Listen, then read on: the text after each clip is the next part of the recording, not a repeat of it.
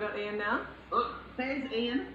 Ian, I know that you were on that bridge, and this is just, I mean, we've had so many extraordinary images from these floods, but that bridge, just surrounded by water, is certainly one of the most.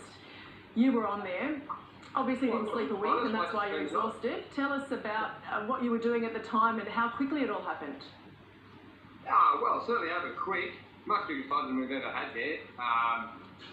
We got a heap of heavy rain night before last. So we got the flash flooding, and then the river came up, so the flash flooding couldn't get away.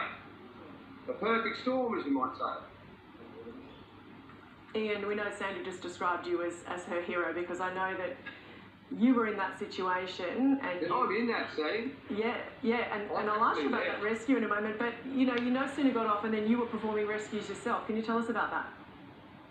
Yeah, well, I did my last run this morning from the north side of the bridge, and then the wife and baby were sleeping on the bridge, and the first boat turned up on the other side of the bridge to get them to the evac point. So I had to go and wake them up and bundle them up and throw them on the first boat out off the bridge. And tell us about the rescue from the bridge. Of us, or the ones we did? Of you.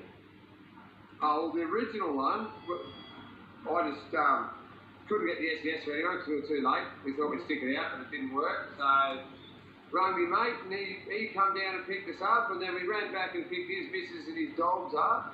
And then we went to get some more friends that we overloaded the boat that time, so we flipped up. Then we all went for a swim at 3 o'clock in the morning. Well, that was nice. Ian Delves joining us there from Evans Head, and Sandra Arts as well there at Evans Head, who were earlier in Woodburn. Thank you so much for joining us and telling us about all these rescue efforts.